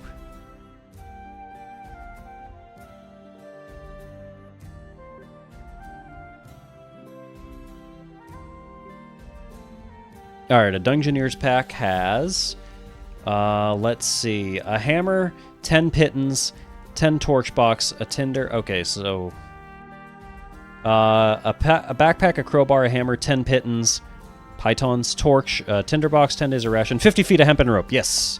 And the pitons? I'm pretty sure they are little like spikes that you can put in the ground, put to like make handholds. Roll20 is taking fucking forever to load, man. So let's just not ever use them again. Roll20 is trash. Okay, rope escape. We're going to rope escape because we're not getting ambushed today, baby. We already got ambushed once.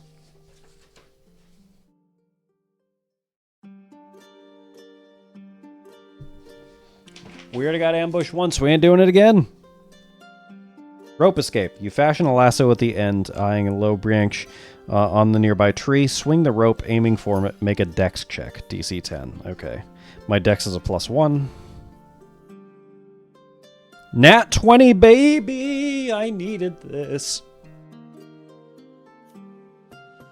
Go to entry, climb out. If you fail, go to entry, well, what now?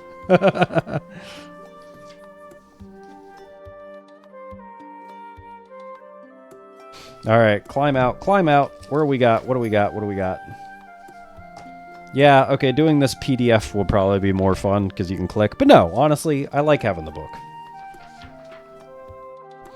Climb out. Your lasso works a treat. It catches on the broken tree stump. You quickly tighten it, testing the rope. You race your feet to the side of the pit and quickly hand over hand walk out. Quickly, you gather up your rope, stow it in your pack, continue down the path. Alright, so return to tile page 4. Fuck the traps. We're not going for the traps. Absolutely not. Oh man, actually, why did I do that? I had...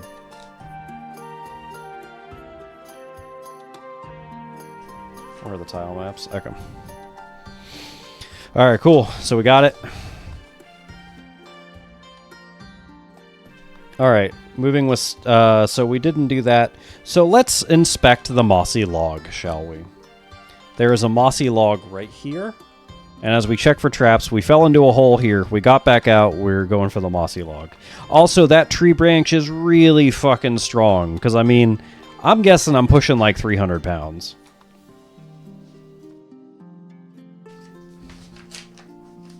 Mossy log. You walk up to the moss-covered log, and as you near it, you see it's covered with fungi. Bright green mushrooms. You are not sure if you've seen their kind before. Their color is almost phosphorescent, like they would glow even in night. Make a survival roll, DC 12. Ah, yes. The skill that everyone puts into. Nat 20 for a second time in a row. Baby! If you succeed, go to Funky Fungi. If you fail, go to Mungus Fungus. Mungus Fungus. Among Us. Alright, so we're going to Funky Fungi.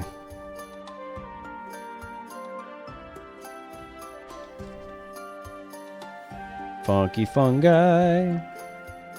Funky fungi. Suddenly, it comes to you. Yes, you thought it seemed familiar. These are groxspores. Graxspores? And they are well known to warriors, emboldening them before going to battle. Overjoyed at this find, you begin gathering the fungi into a small pouch. Weathercoat Woods is certainly full of surprises. Graxspores will grant you immunity to the frightened condition or to any fear effect at full effectiveness for 1 hour. They can effectively be used for one encounter and can be consumed as a free action, after which they take effect immediately. Add them to your inventory. Alright, cool. So we got Graxspores. Let me add that to my inventory. We'll add it to our, inventory. I may end up actually using Zvusin. Graxspore? Yeah. Immune to fright. Cool. I may end up using Zvusin in like a full campaign if like we ever do another family campaign or whatever. He's fun, I think. Alright, so we did the mushrooms. We actually did something good. That's cool. Alright. When you reach the square adjoining the green marker, go to entry. Who knows what? I don't like that, man. Alright, we're going to the entry. Who knows what? Do you guys know? Because I sure as shit don't. Who knows what? Who knows what?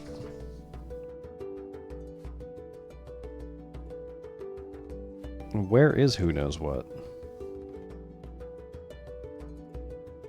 There's an entry called Well Damn.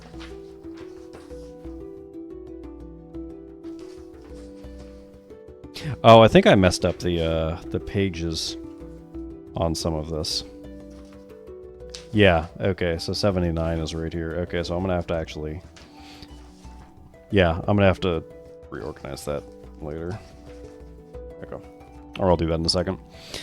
Alright, who knows what? Did you make an earlier trap check? If you did, continue reading below. If you did not, go to entry Oops. As you progress deeper into Weathercoat, you realize that you are very tired. Time has a mind of its own. It's evening already. How have the hours passed so quickly? The idea of rest enters your mind, although you know the area you are in is less than ideal for making camp. You may be disturbed by some wandering creature. There's no way of telling. Alright. I feel we probably should rest and heal our HP, because we're at 6 fucking HP, man. So DC 11 on a survival check. Which I may end up putting into wisdom if we get an ASI. A 5. Fuck me. If you fail, go to entry Night Critters. Oh, man. Okay. Alright, this is great. Everything's good. Night Critters. You make camp a little way off the road, but whether it's because you're tired, simply careless, your camouflage skills don't go well. Your sleep's disturbed several times by animals gnawing at your tent. Once some small creatures even try to steal a meal out of your left foot. You sleep reasonably well, but don't regain much energy. Recover half a hit die. Motherfucker, my hit die is a D10, thankfully. 2. I heal 1 HP, man.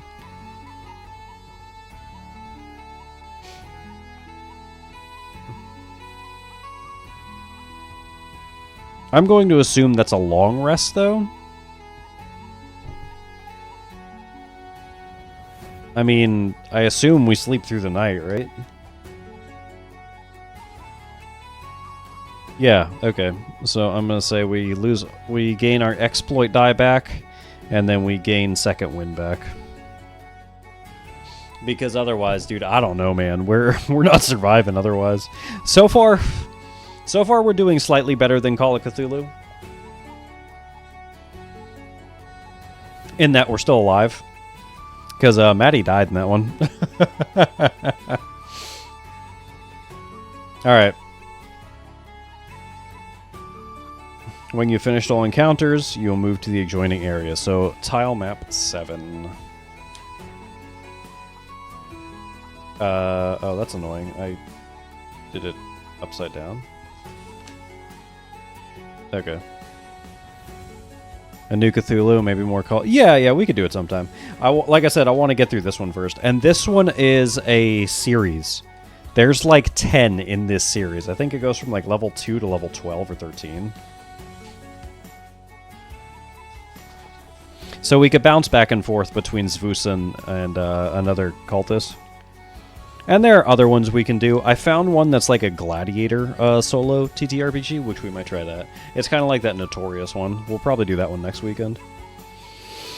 Alright, tile page 7. A river threads through this part of Weathercoat Woods. Well, yeah, you can see that. Ahead, you see the path bends sharply to your right, and on the north side of the path sits a rock outcropping, on the front of which is the entrance to a cave. Peering inside from across the river, you see it extends a long way. Exploring this cave is going to require you to cross the stream. Also, a busy torrent, about 15 feet wide, rushes from east to west, filling the forest with the sound of rushing water. I don't think we trust rushing water today. Check for traps, go to Trap River. If you're ready, move your token through the map. To approach the cave and investigate the stream, in order to go to Cave Stream. When you reach a tile adjoining green dot, go to Entry River Dwellers. Okay, so we're here. Should we mess with the stream this time? We haven't been doing good with environmental bullshit, man.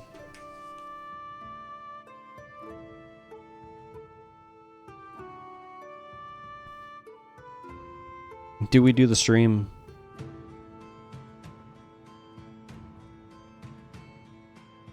The green dot is called River Dwellers, man. That could be YOLO. Let's just do the green dot. Let's do River Dwellers and see how that goes.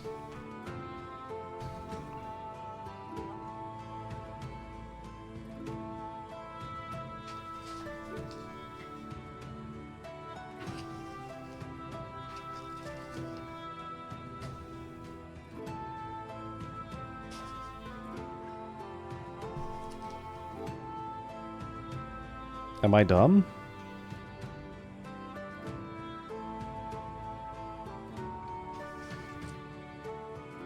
Where the fuck is River Dwellers? Okay. Roll a D100. Oh boy. Alright, let's see what we got.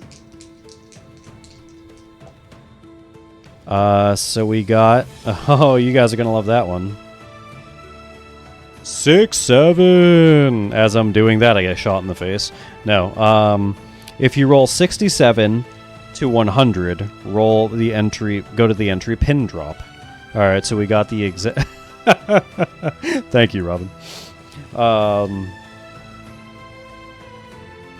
You're on alert, but only the sound of the river and the birds in the trees provide any noise and movement in this part of the wood. Okay. No. Close, but no. Alright, so we didn't get killed instantly, so that's dope. Yeah, we're going for it. I want to explore everything, man. Fucking cave stream. Let's do it. I have strength, so I mean, like, if nothing else, that could be used, right? I could try and just walk through the river. Is that what it was? Cave stream. You peer into the black cave entrance that gapes at you from the other side of the river. The area around the entrance is interesting. It appears to be surrounded with discarded pottery and other detritus. Perhaps that was a settlement here once. There was a settlement here once. Tribal societies once roamed this area freely in prehistory. Now the cave appears abandoned, and its black mouth forbidding. Oh no! Sorry. Talking a lot makes you yawn, man. The stream appears calm, but at a glance, in its depths can tell it is moving quite swiftly. It might take you a bit of effort to cross. You can take this opportunity to refill your water skin if need be. Sure, I'm not really worrying about survival aspects. Are you a paladin? If so, go to entry deep current. I don't like that. Why does a fucking paladin have to do that? To the attempt to wade through, make an athletics check of DC 12. I have a +3 to athletics, so let's do it. 16 + 3, 19, baby! We did it! Stream crossed. Don't cross the streams. But in this way, yes. Stream crossed. Stream. Stream. Stream. Stream crossed. The stream is deeper than it looks and reaches up to your chest at its deepest part. You lift your pack above your head to keep your provisions dry and push forward, several times slipping on mossy rocks underfoot. But finally it gets shallower and soon you're through the worst. You dip your head and drink deeply from the fresh, cold stream water. You feel reinvigorated from this short dip and quenching your thirst. Add 1 HP. Thank you. You plonk down on the opposite bank to catch your breath. You get your bearings as you look back to the shore, then slowly turn to look at the cave. Around the entrance are shards of broken pottery and detritus. A wide cave mouth leads. Well, dude, it says to go inside the cave, go to enter cave. Yeah, I mean, I came here. That's the whole reason. I swear, I'm going to take a nice job at Neverwinter whenever I get back. I'm going to just become a tavern guard or something. Wading through waters and getting hit by kobolds. It's terrible. Maybe my father was right. I should have went into the family business of shoemaking. You cautiously step inside the cave entrance, feeling the cool, slightly stale air. Go to submap 1 and proceed to, do we have that? Or is that in the middle of the fucking book? Oh, okay. Alright, so submap 1. It is quite literally just a passage. Swusen Shoemaker? Yeah. The Swusen brand is pretty good. It's not like as well known as maybe like Puma or a Tabaxi, but it's still pretty good. Submap 1. Submap 1. Submap your mother. Okay. You enter the cave, moving slowly within. Your steps raise little puffs of fine dust as you proceed. And of course, I'm going to have my trunk holding my torch. Moving with stealth? Sure. Check for traps? Tunnel traps. If you want to simply continue down without checking for traps, go to entry move within. Nah, fuck it, dude. Tunnel traps. We already have such a good rapport with traps already. Let's just keep going.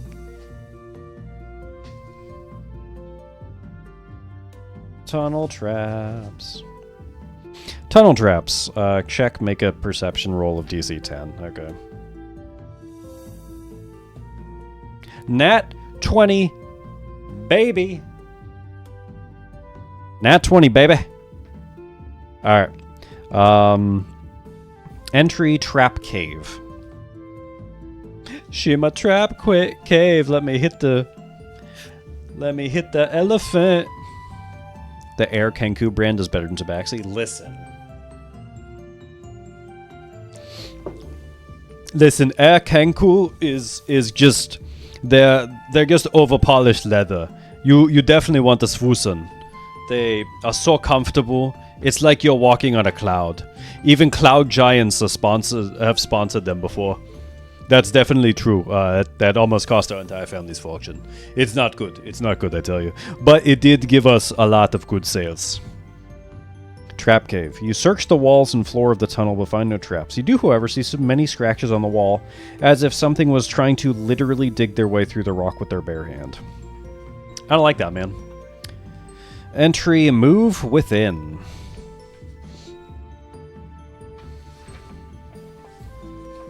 Move within.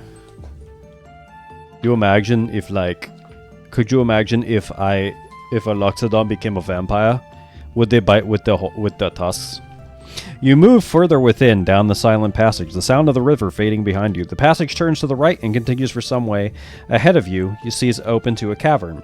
Go to submap 2. Okay. That's a tile page. It's a giant... That thing! What's that called? Area. Cavern. This large cavern contains little except a large pile of bones and partially decomposed corpses in the center. You cover your mouth and nose, the smell is horrendous. Shaking your head, you move closer to the pile and see the skeletons of adults, children, Adults and children. What happened to those poor souls? Why did they die here? Were they not able to leave? Thing you notice scrawled on the wall at the back. You shudder to think of what a single word. North. Ooh. You do a quick visual assessment. Terms unlikely there are traps here. When you're ready, move to Deep Cave. Ooh. Oh. As he was talking about the shoes, and then he sees the corpses and is like, oh no.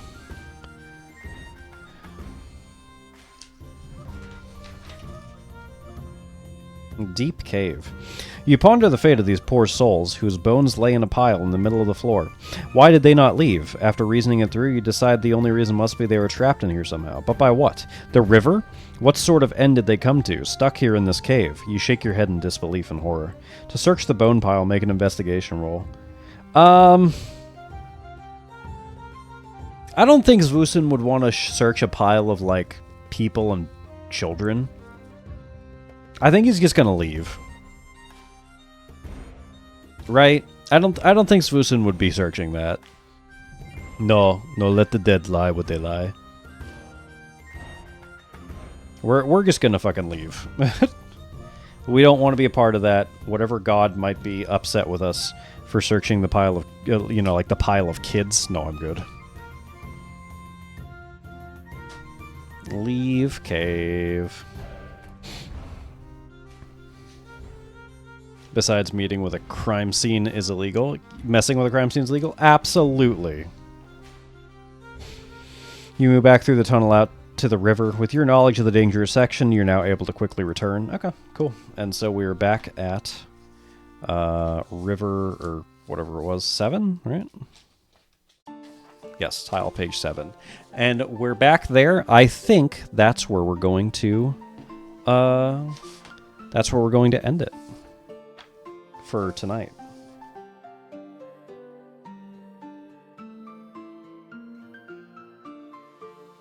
So we'll put tile page 7.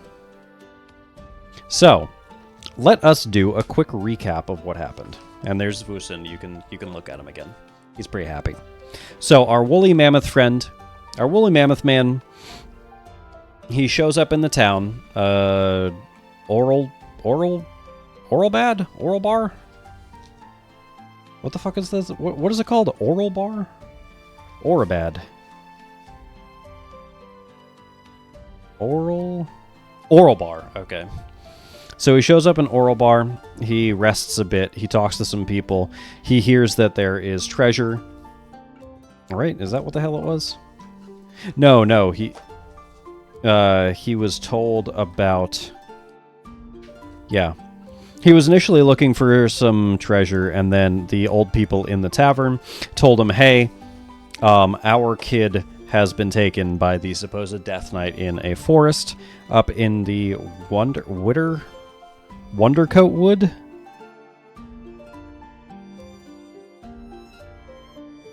Wherever the fucking...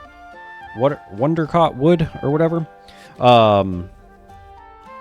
As he's going out there, he meets a guy in a small little inn. Dude gives me a drink, keeps on going. As we get to the wood, we try to rest for the night, but we are rustled awake. We try to shoot whatever the hell was trying to get at our bag, but we missed. In the following day, we went in.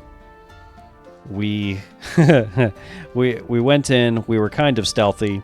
We went exploring. We found a stone building, wandered in through it, found a temple, got a protection of Scroll of Good and Evil, came back out, got attacked by kobolds, nearly died, and killed the kobolds, kept going on through, fell into a hole, pulled myself out of a hole, found fungus that makes me immune to fear, kept on going, hit a river, went to go explore a cave, found a bunch of bodies, left out, and now we're back at the river. So that's what we are.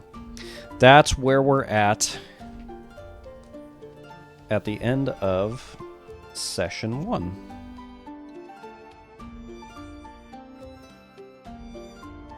So, how's people feeling about D&D 5e solo. I'm enjoying it. Like I said, if I swing down to my LGS, I might grab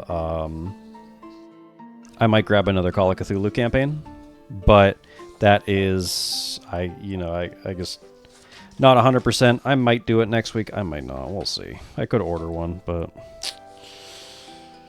possibly. But yes, it was a lot of fun, I think. I enjoyed the heck out of it. We got to make Svusin. We got to make our little elephant man. That was really neat. He's fun. We're gonna put all this up here, and we're gonna tuck all this stuff in to make life a little easier for us. We'll get our stuff back, and then in the event we continue with this campaign, like I said, we might do it next weekend. We'll see what fate holds for Svusin.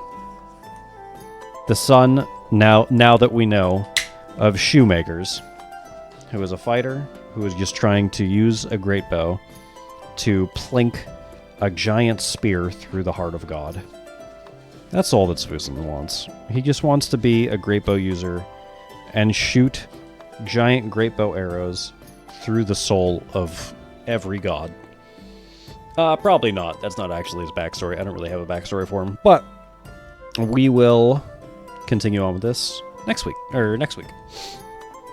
As for tomorrow, or this week, if I can remember, if I decide not to actually edit my video that I've been putting off for, like, I don't know, 3 months, we'll do more Fable.